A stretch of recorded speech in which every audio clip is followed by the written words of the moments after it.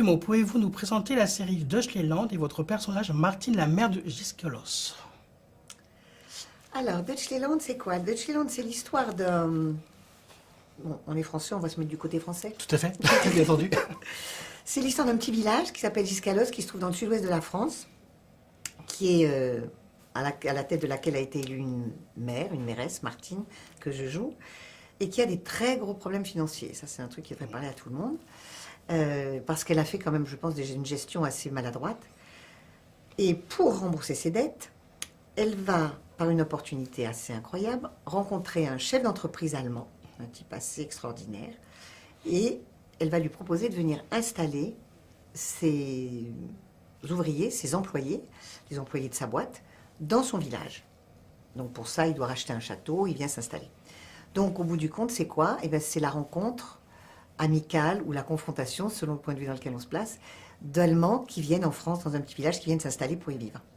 Et c'est l'occasion d'écrire les différences, les points communs et comment se passe cette cohabitation entre ces Allemands qui arrivent et ces Français qui habitent sur place. Comment est-ce qu'ils les accueillent? Comment est-ce que ça fonctionne? Où est-ce que ça coince? Où est-ce qu'au contraire ils apprennent à se connaître? Et c'est une comédie qui, j'espère, amusera nos spectateurs. Merci. Vous êtes l'une des comédiennes françaises les plus appréciées, avez tourné dans de nombreux films devenus cultes comme la trilogie des Bronzés, Le Père Noël est une ordure, Les Visiteurs. Quels souvenirs en gardez-vous et comment choisissez-vous vos projets? Écoutez, j'ai de très bons souvenirs de ces films qui sont déjà bien lointains pour moi, mais toujours très présents parce qu'ils passent sans arrêt et que les gens m'en parlent sans arrêt. Donc, je peux être que très heureuse de tout ce passé et de tous ces films que j'ai faits et de ce groupe d'amis que j'ai rencontré ado et qui m'a permis de vivre mon métier de façon aussi joyeuse, je dirais, et aussi riche. Et c'était quoi la suite? Comment choisissez-vous vos projets? Ah, comment je choisis mes projets? Alors, il faut toujours que l'histoire me plaise en général. Je le prends rarement pour le personnage que j'ai à jouer, je le prends plutôt pour l'histoire que je vais raconter, à laquelle je vais participer, en me demandant est-ce que ça va amuser, ou est-ce que ça va toucher, ou est-ce que ça va intéresser un spectateur. Je me vois mal faire quelque chose uniquement par rapport à moi, parce que je pense que ma formation théâtrale fait que je pense que le métier d'acteur, c'est jouer devant des gens ou pour des gens, d'avoir un public, et que je trouve ça intéressant d'avoir un public. Pouvez-vous nous parler de vos inspirations pour interpréter le rôle de Martine? Alors, des inspirations pour jouer Martine, effectivement, je connais des gens qui ont des responsabilités politiques, enfin pas politiques, je dirais. Comment ça s'appelle quand on est maire? Des responsabilités. Administratives peut-être? Oui, administratives. Dans des villages, je connais un maire en Corse que je vois travailler et je vois que ce sont des responsabilités très très lourdes, très complexes, qui prend un temps de folie. Je pense très intéressant parce que c'est extrêmement varié. On s'adresse à la fois au social, à la fois à l'environnemental, à la fois au touristique. Enfin, il y a beaucoup, beaucoup de choses à voir. Voilà, et puis après, j'ai imaginé. Et puis après, c'est l'écriture qui fait que vous avez un personnage. Celui-là, c'était une personne qui était... Cette mairesse, elle est quand même un petit peu à côté de la plaque. Hein. C'est pas une administrative, c'est pas une très bonne gestionnaire. Et elle est quand même, et c'est pour ça que c'est drôle, quand même très vite dépassée par la situation qu'elle a suscitée. Quelles ont été vos principales difficultés que vous avez rencontrées sur cette série? Alors, les principales difficultés, ça a été évidemment la langue, parce que moi, je ne parle pas un mot d'allemand. Enfin, je parle les 3 mots qu'on entend comme ça dans les films. J'ai fini par en apprendre 3-4, mais je suis pas très très bonne pour l'allemand. Donc, dans le jeu, vous savez, les acteurs allemands nous parlaient en allemand, et nous, on parlait en français. Donc, à part Sylvie, qui parle allemand très bien, et Roxane aussi, qui parle allemand, tous les autres, on était quand même tous largués. Donc, en fait, pour apprendre et pour arriver à partager et à jouer avec les acteurs, ça a été très phonétique. Donc, j'apprenais phonétiquement la fin des répliques des acteurs allemands en face de moi. Mais il y a un truc magique qui se passe quand vous jouez avec un acteur, et c'était vraiment des gens merveilleux, ces acteurs allemands, c'est que les yeux jouent, le son, les intentions, puis en plus on connaît évidemment l'histoire et on connaît très bien quel est le sens de leur réplique, mais on finit par se comprendre de façon très simple, très évidente. Donc ça a été au départ un petit peu compliqué. Ok. Et puis après, c'est la lourdeur de la machine, parce que c'est un projet qui est très ambitieux. Il y avait beaucoup d'épisodes, il y avait un changement de metteur en scène, le français d'abord, l'allemand d'après. Je dirais que c'est peut-être ce côté-là qui a été le plus compliqué à mettre sur pied.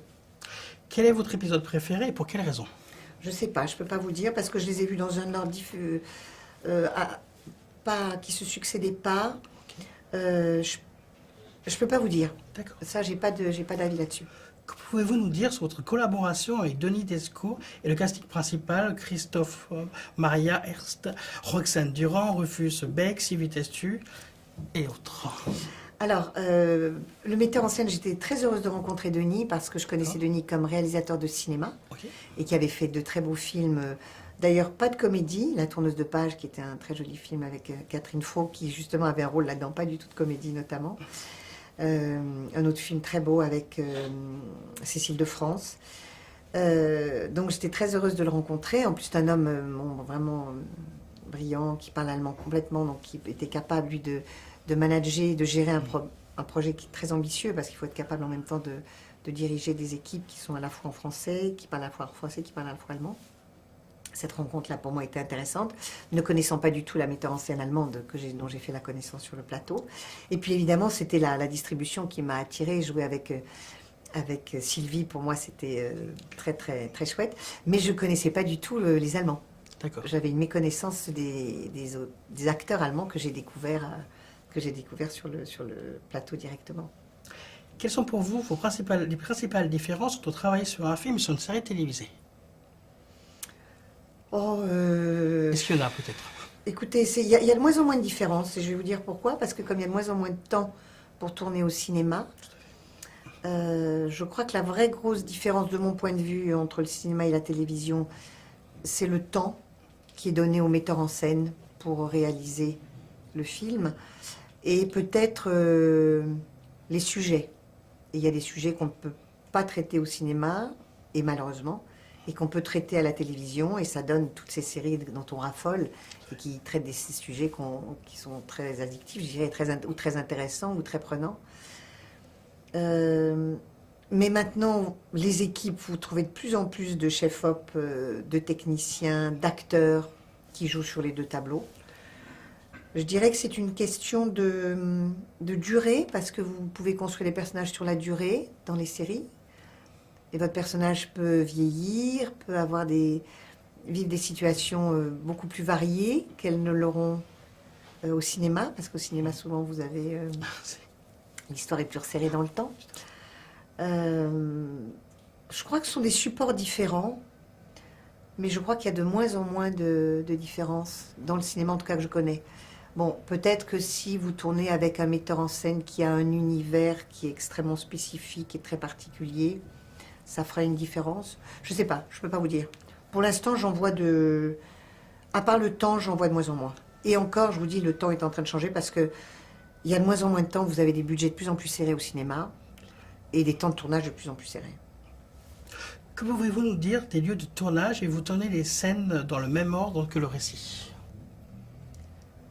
Je n'ai pas compris la question. Excusez-moi, pouvez-vous nous parler des lieux de tournage? Ah oui. Et vous tournez les scènes dans l'ordre du récit? Non, alors les lieux de tournage, donc c'est un village qui est en fait recréé, puisque ce village de Giscalos, il fallait que ce soit un petit peu un village symbolique pour les Allemands, puisque vous savez que cette série aussi est diffusée en Allemagne, elle est diffusée dans des tas d'autres pays en Europe. Donc les auteurs ont à la fois associé le côté bord de mer, avec les parcs à huîtres, avec les mareyeurs, l'océan, les bateaux, et en même temps l'intérieur, le village ancien avec des pierres anciennes, avec les vignobles qui sont pas loin. Donc on a été à la fois dans un petit village dans les terres. En fait, ils ont associé deux lieux de tournage. Un petit village dans les terres qui s'appelle Rions, où vous avez la place du village, l'église, les petites ruelles en pierre ancienne, etc. Et puis tout ce qui est bord de mer et tout ce qui est port et tout ce qui est bassin, enfin les huîtres, les mareyeurs, les marins. Et ça sera du côté d'Andernos. Ça sera plutôt du côté du bassin d'Arcachon. Donc c'est une association de deux lieux, mais bon, ça c'est très fréquent au cinéma de créer un lieu idéal comme ceci. Et sinon, vous m'avez dit quoi d'autre? Pour l'ordre des scènes de tournage, est-ce que ça a été tourné dans le même fil Non, conducteur pas que le du récit? tout. Pas Ou- du tout. Donc ça, c'est toujours assez copieux quand vous êtes acteur. C'est que, D'accord. comme c'est le temps qui prime pour la production, donc ce sont les décors qui priment. Donc en fait, vous vous retrouvez à faire toutes les scènes de mairie dans la mairie, parce qu'on a la mairie à ce moment-là. Et puis après, vous faites toutes les scènes de, je sais pas, d'extérieur dans la rue. Mais comme il y avait deux réalisateurs, qui avaient chacun deux blocs, un bloc le premier, donc on est revenu dans ces décors pour les parties qui se passaient pour l'autre réalisateur. D'accord. Vous voyez, c'est un peu compliqué, mais bon. Ouais, c'est organisé. Mais il n'y a aucune logique, il n'y a aucun ordre, et vous pouvez commencer par la fin et finir par le début. Et généralement, c'est ce qui se passe. Hein. Ils n'arrangent jamais les choses pour les acteurs, c'est très rarement ce qui se passe. On n'aide jamais les acteurs dans ce domaine-là. Quels sont vos projets en cours? Alors là, je viens de terminer pour FR3 un meurtre à Lisieux. De Nicolas Guichetot. Voilà, exactement, tourné avec Nicolas Guichetot. Et je pars en tournée de théâtre en France, en Suisse et en Belgique avec la pièce que je jouais l'hiver dernier à Paris, avec Patrick Chenet, Laurent Gamelon et Valérie Bègue. Ma dernière question, en qualité de maire de Giscalos, pouvez-vous nous parler de la fête de l'huître du 20 décembre qui se tiendra sur la place du village? Pour de vrai? Oui, essayez, improvisez. Alors, nous organisons à Giscalos notre traditionnelle fête où vous pourrez déguster nos excellentes huîtres et boire le vin de la région. Nous comptons sur vous nombreux et nous comptons surtout sur l'accueil que vous réserverez à nos amis allemands. Parfait, merci beaucoup. Voilà. Merci à vous.